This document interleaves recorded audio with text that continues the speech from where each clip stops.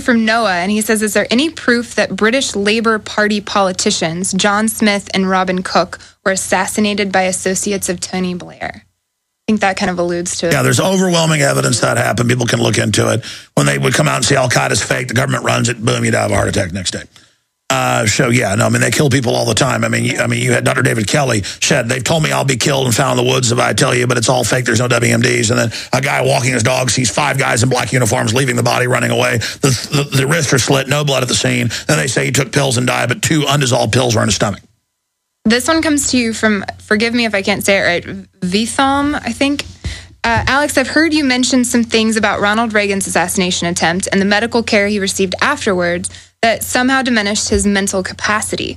I've been unable to find anything else on this. Could you expand on the topic a bit? Maybe provide a resource material? Well, here's the good news and the bad news. I'm not looking at these questions beforehand. Sometimes she'll ask me a question about one of them because she wants to know before we go to them.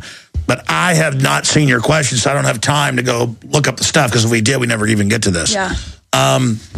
Multiple guests over the years. I think TV news pieces were done at the time that, Reagan was incapacitated a few weeks because of some cold blood he was given. And if you do that, it can cause kind of like a overall stroke-like effect in the brain. The fact that he would be asleep for days, then suddenly be animated, and the word is they use that to kind of get control of him medically. But we should look into that. Perhaps you can do it, Christy, for next time, so we can put a star and then come back and say, this is Alex Jones with 5 good reasons. I'll fly. Yeah, no kidding.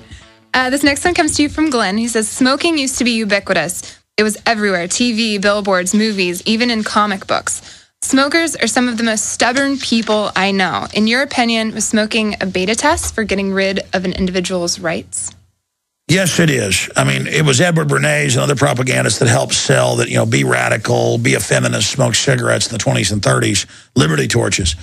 And then the system decided, for whatever reason, okay, well, we can kill them through vaccines and GMO. Let's have the test to ban something that people know is unhealthy. And the next, it's popcorn, milk products, and soft drinks and salt. Now, not in New York, but spreading all over. So it's kind of a globalist system where they try to get standardized laws all over the world. And yes, it was undoubtedly a beta test. I mean, they're one of the oldest men in the world, over 105 years old, smokes a pack of cigarettes every day. I'm not saying it's good. Genetically, some people can handle it. Other people, it's a death warrant. Not a good idea to be pulling a bunch of dirty smoke. It's not just the tobacco. They had hundreds of chemicals in those things to make them more addictive, to make you smoke more. Oh, yeah. The weird thing is I've always smoked on and off, cigars, cigarettes, you name it. I'm a big tobacco guy. But one time for 6 years I quit, where suddenly it stunk and I didn't like it. And finally, again, about a year ago, I quit, and now it stinks and it's horrible. I have no desire for it. So it's like, thank God I actually prayed to get me off those things, and it happened, because now when I smell somebody smoking a cigarette, it makes me want to throw up. And I used to wonder why I'd be outside a restaurant or something smoking a cigarette, and people walk by and go, oh, we got to smell your smoke. I'd get mad at them. But now I really get it. It's like, as I smell it, it just smells like...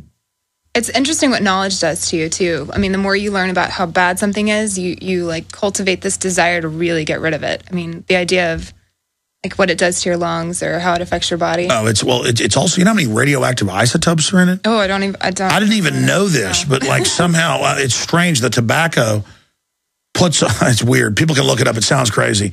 But I had, during Fukushima, I'd already quit smoking, so it's over a year now, but I had nuclear physicist Dr. Bob Bowman on the show. And he was like, well, don't worry too much about Fukushima. They're getting a lot of radiation, but what we get is less than somebody that smokes cigarettes for a few years. He goes, you get all these rads off of smoking. And I thought, that's crazy. So I'm looking it up, and I didn't know it was well known. That tobacco, I guess. Oh, but side issue. Go ahead to the next point. Yeah, no, that's fascinating. We're obviously going to get through 50. Let's do 20. Do this. We'll do 25 tomorrow. Okay, we'll just. What's the next one? This one is actually more of a complex question. It says, Allied governments are covering up non-HIV cases. And this girl, actually, her name is Kayla, and she says, like mine, under the chronic fatigue syndrome. And how can HIV deemed to cause AIDS when there are millions of non-HIV AIDS cases? And I actually researched a little bit of this on my own. In 1993, the CBC actually said that if your T-cell count is less than 200, then you have HIV. And so it skyrocketed those number of cases. So, I mean... Yeah, you don't have the virus, but you have an autoimmune disorder. Right. Which is actually things they've done through different vaccines, foods, and things. They're actually engineering it, and it's a very complex issue. And then HIV is really the cover for other bioweapons they're running in Africa. I mean, why is it, the BBC even had to admit like a decade ago that they went and checked all these women, the young women that had HIV, and they checked them and they had never had intercourse. So how did they have HIV? And they said, well, it must have been dirty needles in the vaccine process. So how is it that someone in the West can have hundreds of partners and not get it, but people that haven't ever had any partners, and say, oh, they're having a lot of sex over in Africa. No, they're shooting them up with it. And then with it is a trace virus, HIV, which they're always claiming is changing. It's just the covered excuse for bioweapons operations that are going on. So it's a very sophisticated topic.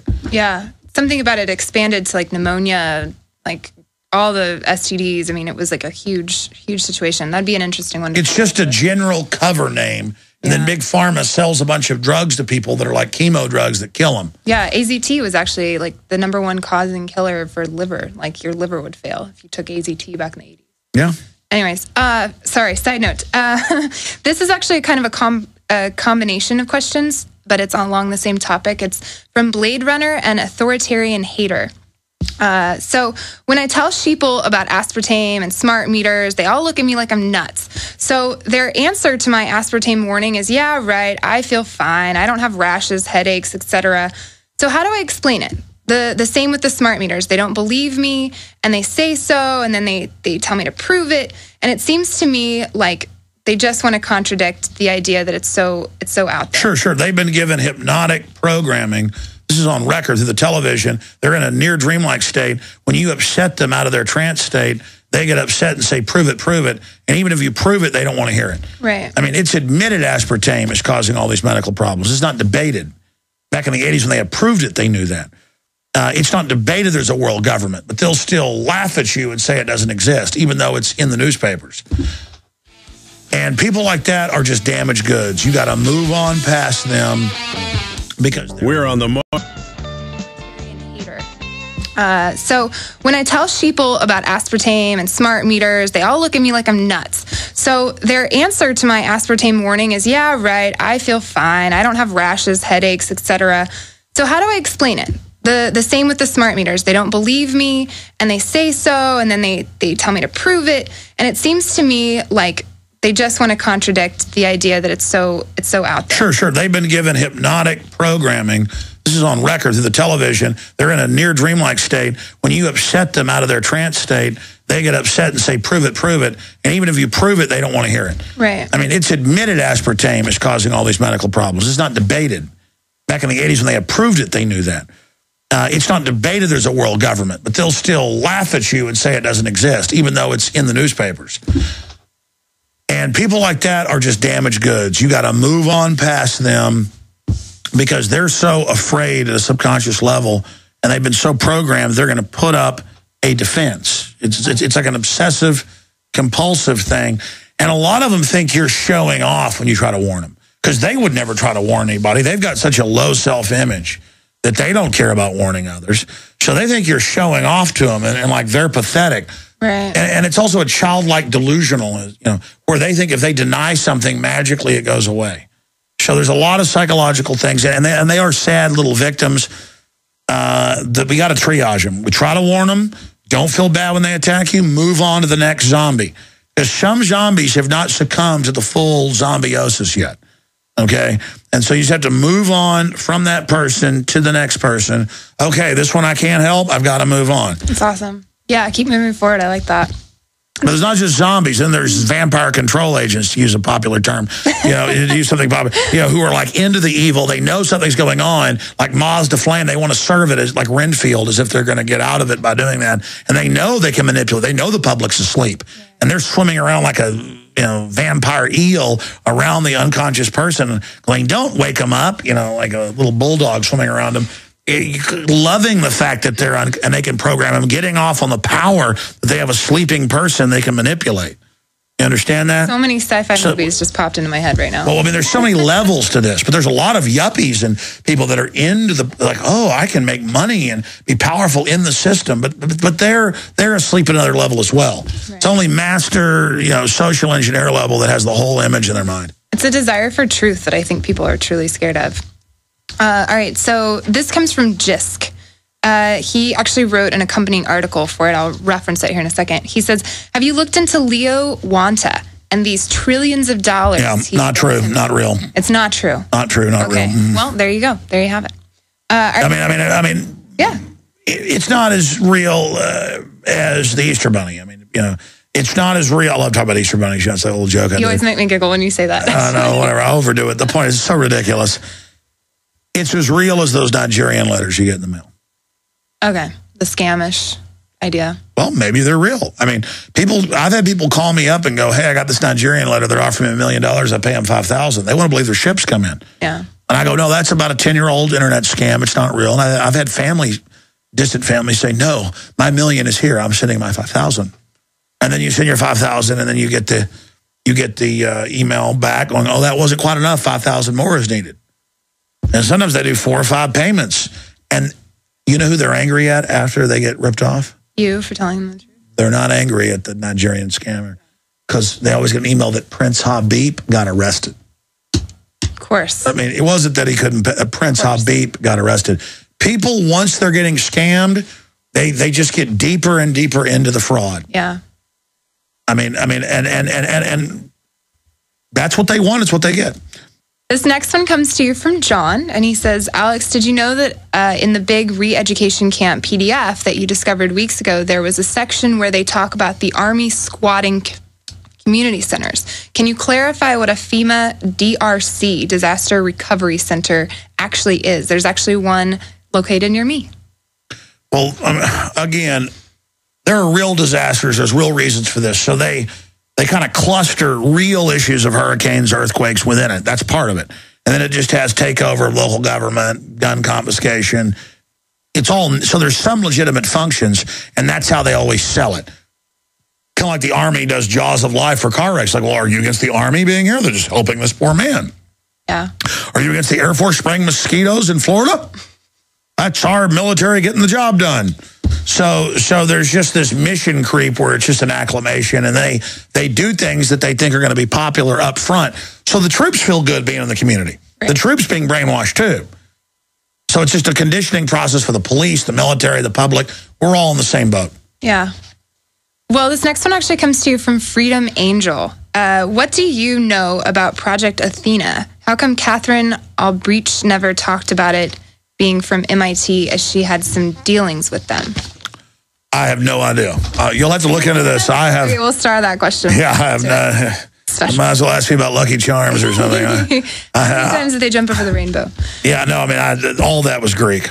All right. Well, this next one comes to you from Tori, and she says, why do some states like Texas have state guards, and how powerful are they in relation to the police departments, the regular military? Ooh, that's a good question. Yeah, you kind of touched on that in today's show. I heard you say something about state police or something to that effect. So, well, I mean, I'm actually trying to work on a piece on this. It's funny that they asked that question. That's the original vestigial shadow of the state militia. Because all the state militia was, they demonized in the news, was a posse or a civil defense. So that if the sheriff who's elected needs a group of people for fires or for whatever, he can go around and find out, or she can go around and find out whoever they think's good and whoever's willing to get something done. Hey, you got bulldozers. There's fires coming this way. Get over here. Get on the radio. Get on local radio, TV. Back in the old days, ride on your horse. Hey, get down here. We need help. Get your buckets. The town's on fire. And so states have guards, and then they also have the National Guard. Originally, it was state guards, and they set up National Guard. It was under the governors. Now they basically federalized those where they're federal, so they're even getting rid of the state having its, quote, National Guard. And so it's really what's left of the militia. Awesome. That's actually really informative. The Mitstier E is this user. What do you think about Romney saying no congressional approval needed to bomb Iran?